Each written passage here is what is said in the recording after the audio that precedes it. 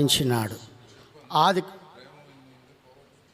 దయచేసి అందరికీ ప్రేమ విందు ఉంది, ఎవరు వెళ్ళొద్దని ప్రభునామమున మనవి చేస్తున్నాం. అందరికీ ప్రేమ విందు ఉంది. ప్రకటన గ్రంథం 19వ అధ్యాయం.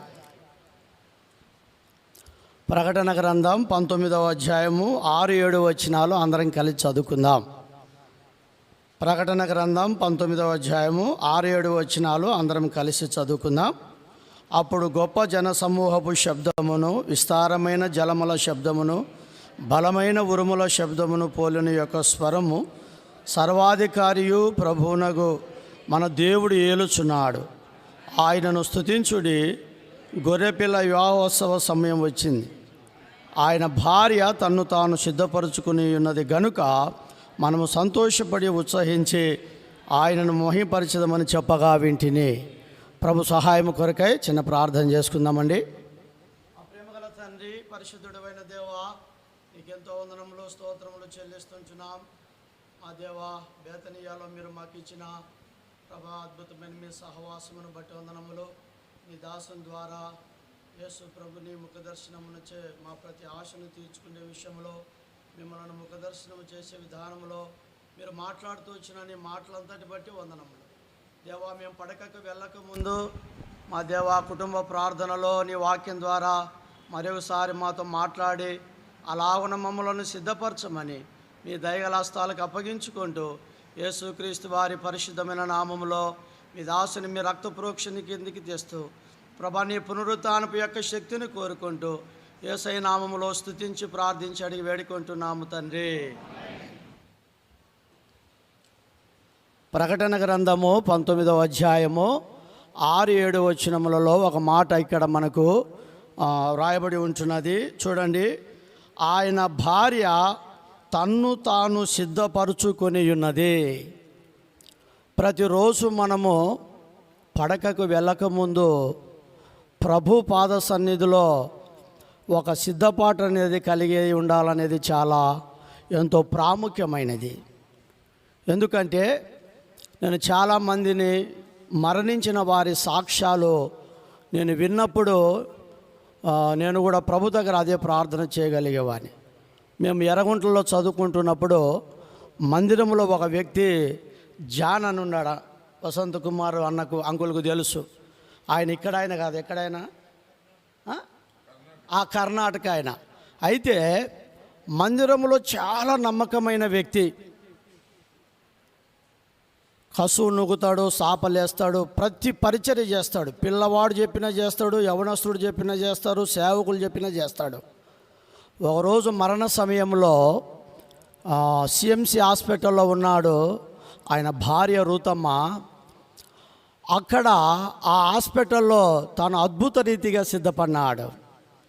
తను సిద్ధపడి తన భార్యను పిలిచి, ఋతు, ఈరోజు ప్రభు వస్తున్నాడు, నేను ప్రభుతో వెళ్తున్నాను, నీకు దేవుడు మనకు ఒక కుమారుని కుమార్తెనిచ్చాడు, వారిని పెంచే విషయంలో ఈ లోకంలో నీవు సరి అయిన సిద్ధపాటుతో ఉండి పిల్లలను సిద్ధపరచకపోతే, ఒకవేళ నేను పరలోకములు ఉంటే మన పిల్లలు పాతాళంలో ఉంటారు, నేనంత సిద్ధపడినాను, నా ప్రభు పిలుస్తున్నాడు, నేను వెళుతున్నానని సిఎంసి హాస్పిటల్లో ఆయన ప్రభునందు నిద్రించినాడు.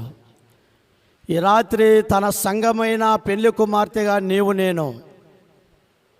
నేను స్వరక్తమిచ్చి కొన్న నా సంఘం అంటున్నాడు. ఈ బేతనియాలో ఒక విశ్వాసిగా నువ్వు ఇక్కడ చేరి ప్రభును ఆరాధిస్తున్నావు, ప్రభును స్తుతిస్తున్నావు, ప్రభును గణపరుస్తున్నావు అంటే ఆయన నీ కొరకై కలవరి యొక్క శిలువలో రక్తమును కార్చి నా పాపములను క్షమించి నా పాపములను విమోచించి జీవము కలిగిన దేవుని యొక్క సంఘముగా దేవుడు నన్ను ఇక్కడ ఉంచి ఉన్నాడు.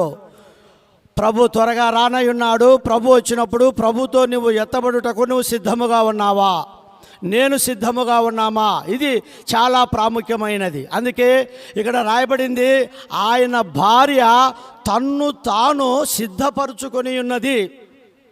అంటే ఇప్పుడు ఆమెను ఏరే వాళ్ళు వచ్చి, తన సంఘమైన భార్య పెళ్లి కుమార్తె ఏరేవారు వచ్చి ఎవరు సిద్ధపరచా లేదు. ఇప్పుడు భౌతికంగా లోకములో మనకి వివాహాలు అవుతున్నాయి.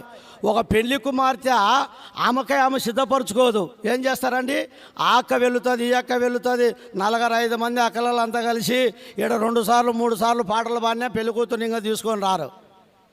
ఎన్నో తతాంగనాలు పడతారు సిద్ధపరిచేదానికి.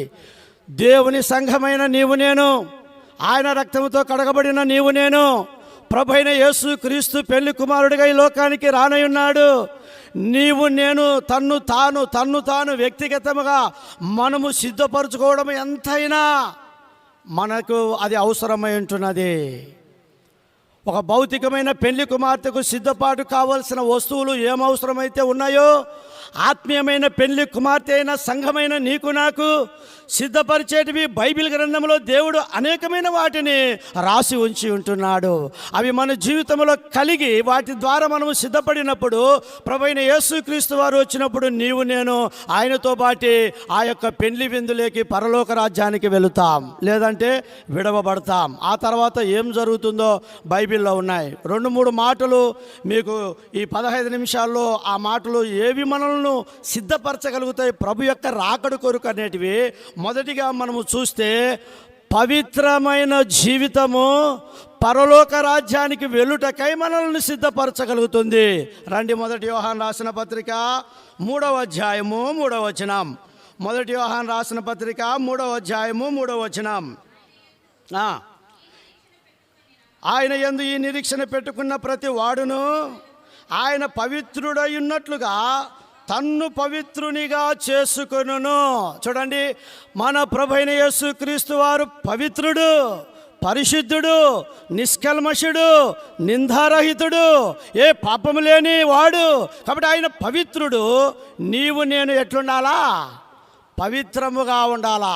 అనగా నిన్ను నీవు నన్ను నేను మనము ప్రతి విషయములో భౌతికముగా ఆత్మీయముగా అన్ని విషయములలో మనము పవిత్రముగా ఉన్నప్పుడే ఆ పవిత్రత మనలను సిద్ధపరుస్తుంది. కాబట్టి ప్రభుతో మనం ఉంటాం. బాగా గుర్తుపెట్టుకుందాం. పవిత్రపరచబడేదానికి బైబిల్ గ్రంథంలో చాలా పరికరములు దేవుడు అనుగ్రహించినాడు. 1 యోహాను రాసిన పత్రిక 1వ అధ్యాయం 7వ వచనం. యేసు రక్తము ప్రతి పాపము నుండి మనల్ని కడిగి పవిత్రునిగా చేయును. 1 తిమోతికి రాసిన పత్రిక 4వ అధ్యాయంలో 3వ వచనంలో ఆయన వాక్యము మనల్ని పవిత్రపరుస్తుంది. 3వది ప్రార్థన మనలను పవిత్రపరుస్తుంది. పరిశుద్ధాత్మ మన దేవుడు మనల్ని పవిత్రపరుస్తాడు. అపొస్తలుల కార్యములో రాయబడింది. కాబట్టి దేవుని సంఘమైన దేవుని బిడ్డలారా, నీవు నేను పవిత్రత ఎంత కలిగి ఉంటామో అది మనలను సిద్ధపరిచి పరలోకములో చేర్చగలుగుతుందని దేవుని యొక్క వాక్యం చెప్తుంది. రెండవది, ప్రార్థన జీవితము మనలను సిద్ధపరచగలుగుతుంది. ఈ ప్రార్థన మనల్ని పరలోక రాజ్యమును చేర్చుటకై ఇది సిద్ధపరిచేదిగా ఉంది. చూడండి, లూకా రాసిన సువార్త 21వ అధ్యాయము 36వ వచనం. లూకా రాసిన సువార్త 21వ అధ్యాయము 36వ వచనం. 36 తప్పించుకొని మనుష్య కుమారుని ఎదుట నిలబడుటకు శక్తి గలవారగునట్లు ఎల్లప్పుడూ ప్రార్థన చేయొచ్చు, మెలకువగా ఉండుడి. ప్రార్థన మనలను సిద్ధపరిచేదిగా ఉంది ప్రభు యొక్క రాకడి కొరకై. నేటి దినాల్లో ప్రార్థన, సంఘ ప్రార్థన పెడితే ఇంతమంది వస్తామా? రాలేం. ప్రార్థన అంటేనే రాలేం. రక్షణ పొందినాం, మార్మోన్స్ పొందినాం, దేవుని బిడ్డలుగా చేయబడుతున్నాం, ఆరాధిస్తున్నాం, ప్రభలలో పాలు పొందుతున్నాం. దేవుని దాసునికి ఇచ్చిన ప్రత్యక్షత దర్శనం అపోస్తుల కార్యములు 2:42 అపోస్తుల బోధ ఎందును, సహవాసముందును, రొట్టె విరుచుట ఎందును, ప్రార్థన చేయుట ఎందును ఎడతెగక ఉండిరి. మన జీవితంలో ఎంత ప్రార్థన జీవితమును కలిగి ఉంటామో మనలను ఆ ప్రార్థన సిద్ధపరచగలిగేదిగా ఉంటున్నది. ఆయన భార్య తన్ను తాను సిద్ధపరచుకొని ఉన్నది. కాబట్టి రాత్రికాల సమయంలో పడకకెళ్ళక ముందు ఆత్మీయముగా ప్రభులో మనం ఎట్లున్నామనేది సిద్ధపడి మనం నిద్రించినప్పుడు, ఒకవేళ రాత్రి ప్రభు వస్తే ప్రభుతో నీవు నేను ఎత్తబడతాం.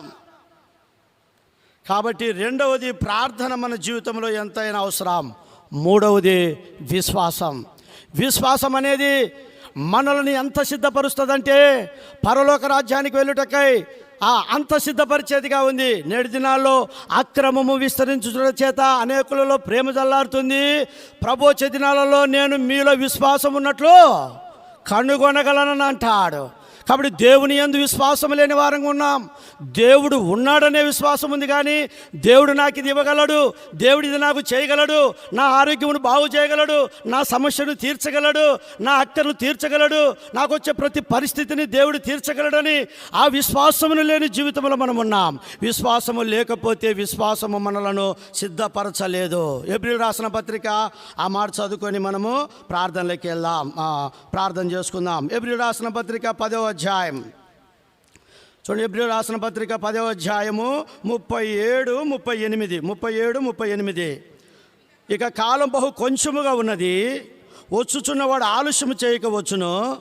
నా ఎదుట నీతిమంతుడైన వాడు విశ్వాసమూలముగా జీవించును గాని అతడు వెనుక తీసిన ఎడల అతని యందు నా ఆత్మ సంతోషముండదు. ప్రభు యొక్క రాకడ సమీపమై ఉన్నది.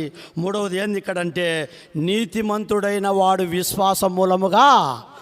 విశ్వాసం అనేది ఏంటంటే, నా ప్రభు వస్తాడు, నా ప్రభు వచ్చినప్పుడు నా ప్రభుతో నేను వెళ్తాను.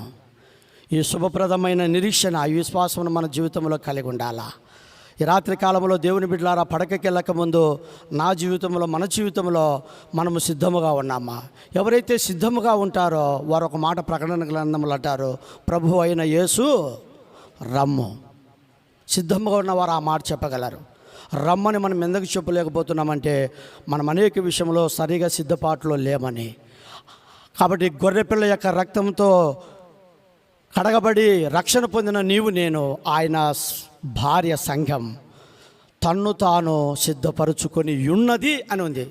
సిద్ధపరచుకొని మనం సిద్ధంగా ఉన్నామా? మనం ప్రభుని అంగీకరించింది ప్రభుతో మనం ఉండుటకై. ఒకవేళ ఇట్లా సిద్ధపాటు లేకపోతే మత్తయి రాసిన సువార్త 25లో ఒక మాట ఉంది, నీ కొరకు నిత్య అగ్ని సిద్ధపరచబడి ఉంది. నీ కొరకు ఏం కూడా సిద్ధపరచబడిందంట? నిత్య అగ్ని సిద్ధపరచబడి, అగ్ని కూడా సిద్ధపరిచి ఉన్నాడు. ఒకవేళ ఈ రాత్రి కాలంలో అంకులు వాక్యం చెప్తూ వచ్చినాడు, యేసు ప్రభుని ముఖ దర్శనము నుంచే నా ప్రతి ఆశను, ఆయన ముఖ దర్శనమును నువ్వు చేయాలంటే, ఆయనతో నువ్వు ఉండాలంటే రక్షణ ప్రభునికి సిద్ధపరిచినాడు. రక్షణ పొందు, మారు మనసు పొందు, పాపక్షమాపణ పొందు, ఆయన కలవరి యొక్క శిలవ రక్తంతో కడగబడు, ప్రభు నువ్వు ఉన్న స్థలంలో నేను ఉండాలనని ఈ ఆశను కలిగి యేసయ్యను నమ్ము. ఒకవేళ నువ్వు నమ్మకపోతే నీ కొరకు సిద్ధపరచబడిన నిత్య అగ్ని ఉంది. అగ్ని ఆరదు, పొరుగు చావదు. కాబట్టి ప్రభు అయిన యేసుక్రీస్తునందు విశ్వాసం ఉంచండి, అప్పుడు మీరు మీ ఇంటి వారిని గొప్ప ఆత్మరక్షణ పొందుతారు.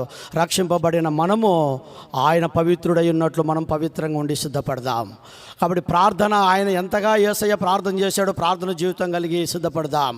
దేవుని యందు విశ్వాసమును కలిగి సిద్ధపడి ప్రభుతో ఆయన భార్య తన్ను తాను సిద్ధపరుచుకొని ఉన్నది అన్నట్లు మనము సిద్ధముగా ఉందాం. అట్లు మనము సిద్ధపడినట్లు ప్రభు మనం సహాయం చేయనుగాక.